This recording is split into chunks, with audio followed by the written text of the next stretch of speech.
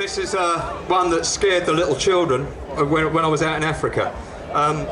Went out and did a couple of gigs in Africa in November with Joy, who introduced me. And we went to the Gambia, and the Gambia does not have a mythology with giants in. They've got a thing called the Kankarang, but they don't have giants. So we scared the living daylights out of them with this. It's called Giant Thoughts. Somebody's described it once as the Roald Dahl rip-off poem. Well, it's not really true, but there you go. I like them when they're on their own with a friend or stay at home. I like them fat, I like them thin, I like that cheeky little grin. I like them quiet by themselves or chattering like little elves. Like them hard, like them soft. I like it when their heads come off. I like them hot, I like them cold, not rough and stringy when they're old, when they're asleep or when at play, or frightened so they run away, with hair that's straight or hair that's wavy, with one kept back to stir the gravy. Like them black, like them white, I like them colourful and bright, like them yellow, brown or red, or when they're tucked up in their bed. Like them big, like them little, or mashed and spread on bread with pickle. Like them cheeky, like them proud, I even like them when they're loud. I like their spirit, like their spark, and when they're scared when it gets dark, when they're happy, when they're sad, when they're good or when they're bad, when they're honest, when they're lied.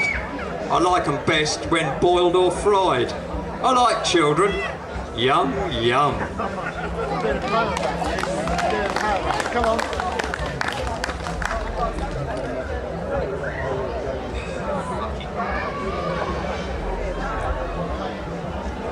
I did this, when we were out in the Gambia, they asked me to do a radio interview, so I went and did it. And the bloke said, when it came around to my turn, he said, "What's it called?" And I said, "A four-letter word beginning with F." And he turned white. I'm not kidding. He absolutely turned white. And I said, "No, it's all right, it's safe, I'll do it." So here it is, four-letter word beginning with F.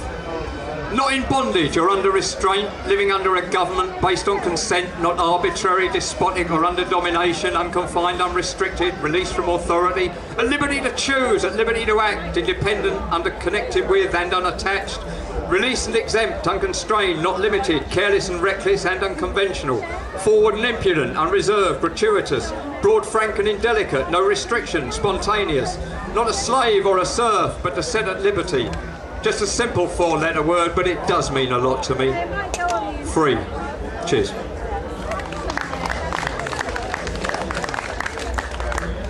If you go out to the Gambia, the people are great, but 90% of them are Muslim.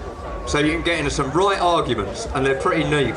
I got into one after I wrote this, actually, and the jury is still out on the last bit, so we were arguing about it for 3 hours. It's called Two Skies Without Mystery. When I first looked up, it was as if I'd seen the sun for the first time. Yes, I could feel its warmth, but that's never the same, for even a blind man can feel heat. It's what tells him not to put his hands in the fire.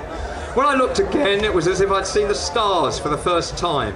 No flashing of aeronautical lights, just the cosmos. A polka dot blanket to drape over us all, with a few stained spillages and crumbs laying upon it. As if a sloppy god had been eating in bed. Cheers.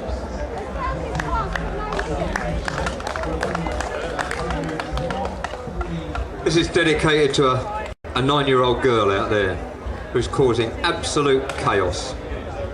Apparently, well, it's absolutely true, she wants to be a drummer.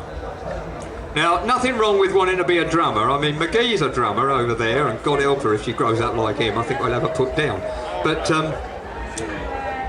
she wants to be a drummer, and in Muslim society, girls do not grow up to be drummers. So when asked what she wanted to be, she said, "I'm going to be a drummer." Well, you're not allowed to be a drummer. I'm going to be a drummer. Okay, I'm not arguing with that. And then she took all our braids out, and she stuck her hair up in a Mohican. Absolutely true. And then she shot off to Quran school and they sent her home. So this is for Mariama, the girl with the English hair. Her homework's done, so it's now time to play. Another drum and percussion workout today, but the magazine's picture just won't go away.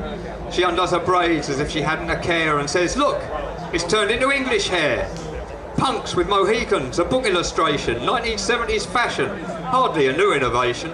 But here in the village it's somewhat of a sensation, a 9-year-old child causing people to stare and say, 'Look, It's the girl with the English hair. She dares to be different. She follows a star, a 9-year-old girl with no problems so far. But the problems are coming and they'll put up the bar. As society is structured, some would call it unfair. It means nothing to the girl with the English hair. I'll be a musician. I know I'm a girl. The best drummer in Africa or maybe the world. The odds are against her and life can be cruel. But one thing I know, and I have to be fair, don't bet against that girl with the English hair. Cheers. That's for you, Mary Emma.